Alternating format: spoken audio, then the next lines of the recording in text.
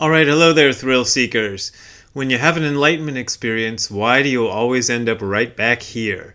We're going to talk about that after 10 seconds of the Monkees song Pleasant Valley Sunday.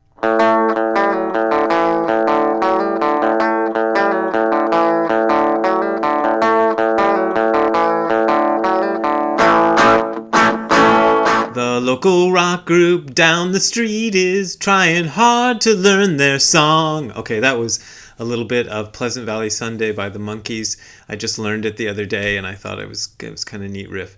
Anyway, this video is going to be kind of a video that I've made a lot of times before. I just had a look through my older videos and I realized that I've done this video a lot, but I kind of feel like maybe it needs to be done a lot. I don't know, a lot, maybe 5 times in the past I've done a video on basically this theme. And the theme is, as I said at the beginning, why, when you have an enlightenment experience, do you end up right back here? And this video that I'm doing today is inspired partly by my friend Shozan Jack Haubner, who does the channel, what's it called? Zen Confidential. I'll remember it. And if I can figure out how to do it, I'll put a link to his video here. He just did a video about enlightenment experiences. And he talked about how, well, some of you know that he substituted for me on a bunch of retreats, not a bunch, 2 retreats that I was supposed to do in Europe this year that I wasn't able to make it to. And he said that during these retreats, during Dokusan, which is a period where people are able to come and have a one-on-one meeting with the teacher. It's a tradition in the Soto school of Zen. I think in the Rinzai school, of which Shozan is part, they call it Sanzen, and they do it a little differently. In Sanzen, I guess you are supposed to demonstrate your understanding of the koan that the teacher has given you. In Dokusan, it's a kind of a similar setup, but you're not supposed to expected to demonstrate the understanding of a koan or anything. You just come in and talk to the teacher. At least this is the way I've done it.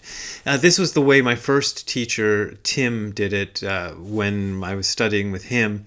Nishijima Roshi didn't do Dokusan. He would just kind of, he always made himself available. So if you wanted to go and have a one-on-one meeting with him, you could do it anytime you wanted, pretty much, if you set it up. He had an office that he had in Tokyo, and if you could get to his office, you could go and talk to him. He didn't do Dokusan during retreats, though. He didn't have these meetings, but I started doing it because people sort of liked it. Anyway, whatever. Sorry, I'm rambling a little bit. Anyway, during these Dokusan meetings that Shozan took with the people at the retreat that I was supposed to do, he said a lot of people brought him their enlightenment experiences. They would tell him about these profound experiences they'd had during Zazen or maybe outside of Zazen that provided great insights to them, and they'd want to kind of talk about that. And I can understand that, and I get why people would want to do that, because these kind of experiences that one has in Zazen can be quite unusual. They're not like what you're kind of normally used to having. You might have an insight that you're one with the universe, or you might have a profound feeling of deep peace or something, or you might even have scary experiences. Those are less common, but sometimes people do have these experiences where things come up from their past that they had hardly even remember, or something like that, and they happen, and they can cause trouble. Mostly, though, they're positive experiences where one feels like, yay, I finally got it. I got the whole thing. Now, I said this video is inspired in part by Shozan's video. It's also inspired in part by, actually maybe a little bit more, by a series of videos I ran across recently. They just came up recommended in my video feed on YouTube. And they're from a British guy. And I'm not going to name him because, 1, I've forgotten his name already. And number 2, I don't know what to make of this guy. He seems on the videos that I've watched to be a sincere guy who is probably trying to do something good.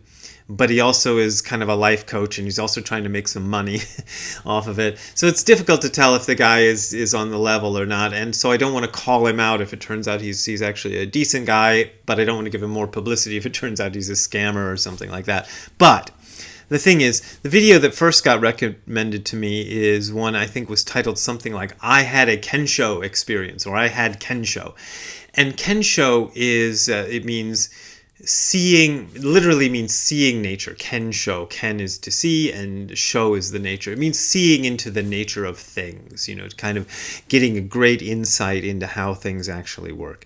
And it is a word that's usually tends to be used in the Soto form of Zen, whereas the Rinzai form of Zen will tend to use the word satori. And satori means to realize. In fact, the word satoru is just a verb in Japanese to mean realizing something. But when you make it satori, it means a kind of great, profound realization. Kensho doesn't imply as much profundity, but it basically they're the same kind of thing. So there are these experiences that people have as part of their Zen practice. And a lot of ink has been spilled about these experiences, including by me. I wrote about one of mine in my book Hardcore Zen, and then I wrote about it again in, I think it was There Is No God and He Is Always With You. I wrote about it twice, I remember, in 2 books. And I've talked about it on this YouTube channel, and I've even done a video where I took you to the spot where it actually happened. I was crossing over a bridge in Tokyo on my way home from work, and I just had this, on my way to work, actually, at Tsuburaya Productions, the makers of Ultraman. And I had this very profound experience, and I decided to write about it, which is an unusual thing in the Soto tradition, because in the Soto tradition, one usually likes to keep mum, tick-a-lock, keep quiet about these experiences, don't talk about them. But I did write about it, and I remember showing that piece of writing to Nishijima Roshi, saying, look, what do you think of this? And he thought I described the experience in a realistic way that made sense and wasn't likely to cause people to go crazy or whatever. And so I put it out there in the book. But having put it out there means I'm kind of stuck with it. So I'm stuck talking about it for the rest of my life to a certain extent. I mean, I could choose not to, I suppose. But it's an interesting sort of experience. And people have these experiences. There are various... See, I don't like to talk in terms of levels, but we can talk about it in terms of levels. There's various levels of these experiences. Some of them are really mind-blowing. Some of them are not so mind-blowing.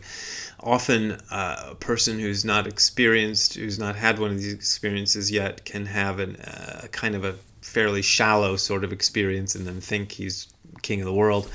And that's the problem. The video that I saw where the British guy, explained how he'd had a Kensho experience, I was watching that going, oh my God, I'm so glad I did not have a YouTube channel back when I had my experience.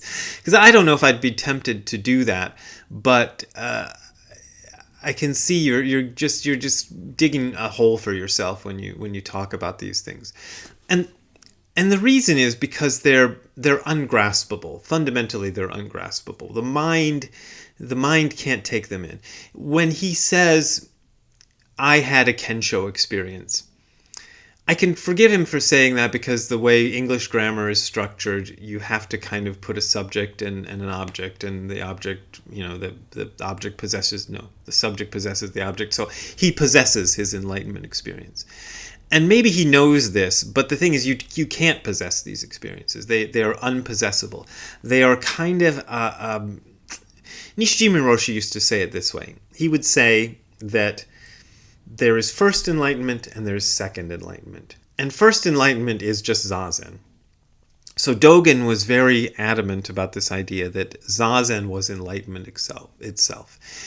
It isn't that Zazen is a means to experience enlightenment, which a lot of sort of meditation programs kind of push that idea. It is that just sitting Zazen by itself is enlightenment. Now, I sat Zazen by myself this morning. I'm pointing over to the room where I did it a couple hours ago, and it didn't feel like enlightenment. It felt like just another day of sitting still and trying not to slouch and trying to, kind of keep my...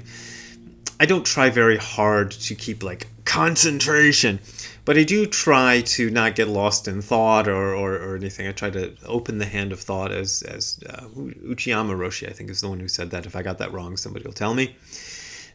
But just let go of all thoughts. So I'm just trying to do this thing that I do every day and just trying to kind of get through it and get through it. Sounds like I hate it or something. Sometimes I hate it. This morning I didn't hate it, but I'm just trying to do it. It doesn't feel profound at all. That's the point I'm trying to make. But that's first enlightenment. Now, first enlightenment doesn't feel profound, but you are actually experiencing the full enlightenment of the Buddha at that moment. Really are.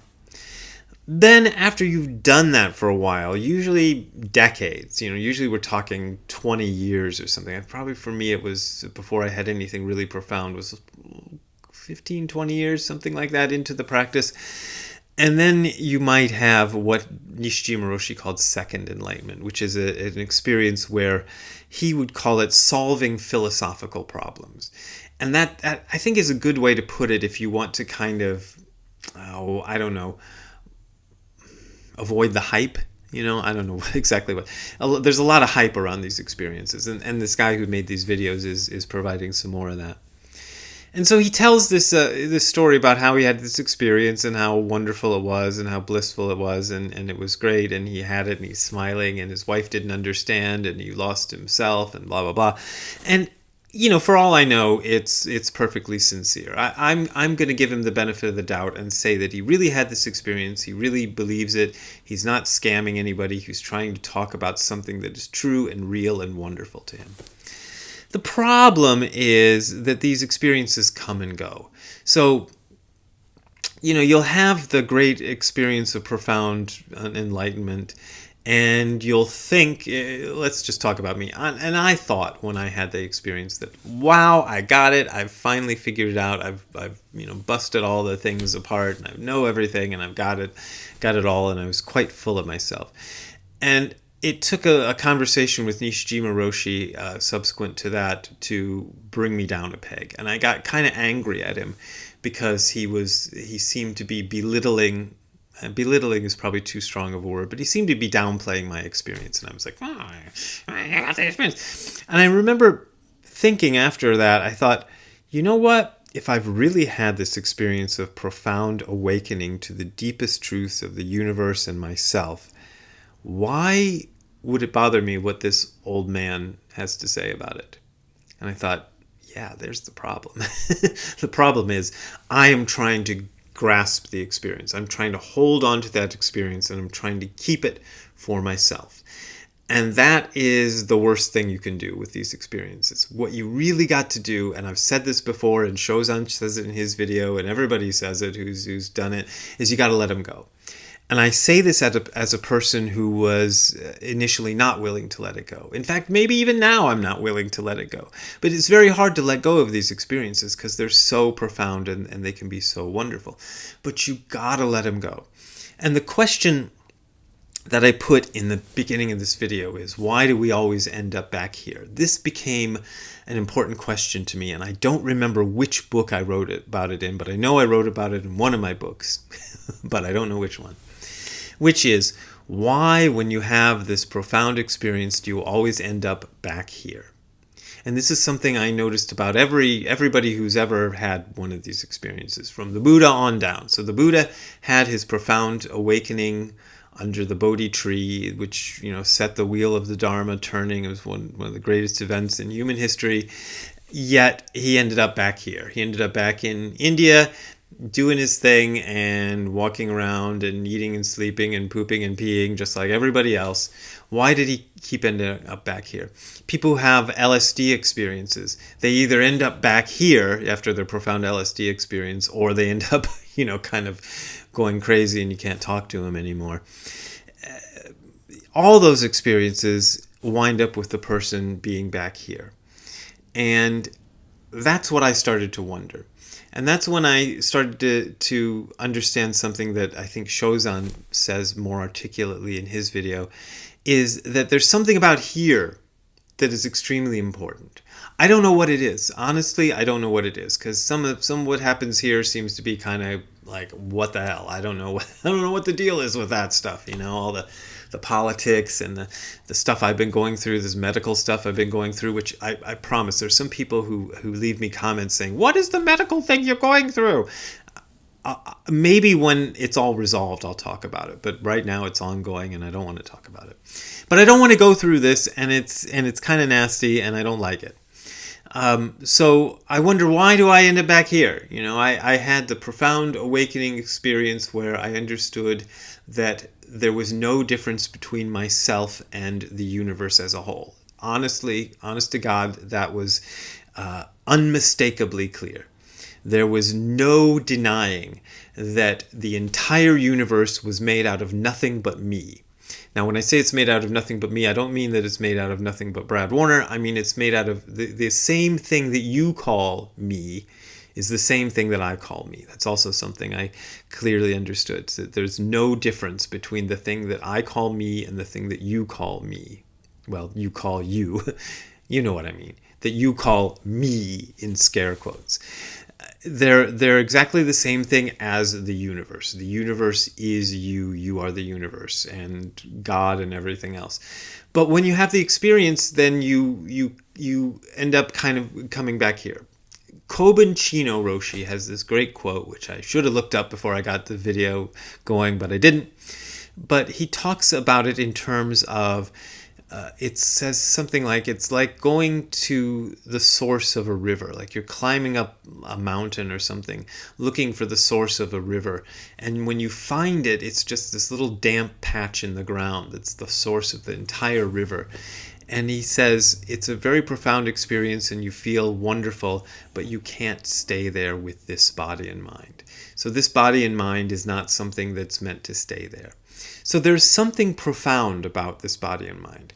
Well, on the one hand, we can say, as Dogen often says, I am not this body, I am not this mind. All the great teachers say this, and Dogen is one of them, and many other people have said this. I am not this body, I'm not this mind. Fundamentally, it's something much bigger, but on the other hand, I am this body and this mind. And I need to work through this body and mind and do what this body and mind needs to do in this lifetime. And so this is one of those many videos I make which is inconclusive. This is something that I have thought about a lot and I've observed a lot, and I think evidently there's something profound going on here in your life, in my life, in the lives we live, no matter how mundane we think they are. There's something really profound and really important going on here that we need to attend to. At the same time, we're trying not to be so attached to it that we think it's the be-all and end-all of everything. That's what we mean when we say, I'm not this body, I'm not this mind. But when I say I am this body and am this mind, I am also saying that it is profound and it is important and it's not trivial. It's not something to be escaped. It's not something to be gotten away from. Dogen has this wonderful line that I always screw up when I try to remember it, but it's something like, this life and death you're living right now is the sacred life and death of Buddha. So understanding it that way means that there's no point in trying to escape from it, which I think all of us are tempted to do at some point or another. I know I am.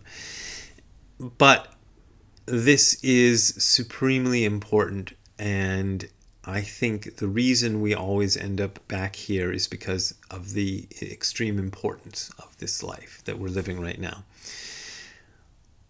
It doesn't mean you have to do something great or profound or influence the world or whatever. It's the things that you do. You're here to interact with the people that you're interacting with and the things you're interacting with, and to do the things that you're supposed to do. And escaping from that into the world of enlightenment can seem exciting and wonderful, and I think eventually we'll all get there. We'll all understand the profound truth of everything. Especially anybody who's watching a video like this is probably well on their way. That's one of the things that Nisargadatta Maharaj says that I find very encouraging, is that the very fact, and also Dogen says the same thing, the very fact that you have what Dogen calls the will to the truth shows that you're on the way. So don't worry, don't be in a hurry, don't try to push it. If you have one of these experiences, leave it be. It can be a wonderful memory. It can be something that profoundly influences how you live your life, but don't get stuck there. When I watched the English guy who I mentioned, who was partial inspiration for this video, I'm looking at a guy who I think is setting himself up to be stuck there. Setting himself up to be exactly the same as the guy in the bar who's like 50 years old, and he's talking about how he threw the winning pitch at the baseball game when he was in 12th grade or something like that. I don't know much about sports, but I know there's those guys who are just like stuck on some achievement they had in the past. And you don't want to get stuck there. You want to keep moving forward, and you want to keep paying attention and living this life. I guess that's the point I want to make. I'm sorry this video was so rambling. Got a lot of stuff going on right now that I have to take care of, and so I thought I'd better make a video of some sort just to keep you guys entertained, and I hope this said something to you. Okay, if you want to donate to me making more videos like this, you can go to the URL that you're about to see on the screen below, or that you're about to hear if you're listening to the audio version, which is hardcorezen.info/donate. That is hardcorezen.info/donate. That's where you will find my Patreon and PayPal links, and it is a secure site now. I keep mentioning that, so feel free to donate. But as always, you don't got to donate if you don't want to donate. Also, I keep putting this at the end of the videos, but maybe I should say it out loud. I really love answering your questions. So here is my email address, bw@hardcorezen.info. That's bw@hardcorezen.info. Brad Warner, BW. Write me a note, and some of these emails I get inspire videos later on. So maybe you'll be one of those. So I really appreciate it. All right, we'll see you again. Have a good time all the time. Bye. Hey Ziggy. Hey Ziggy. Ziggy, what you doing? You don't want to look at the camera? He doesn't want to look at the camera today. All right. Well, there's your Ziggy, a cameo. See you, Ziggy. Bye.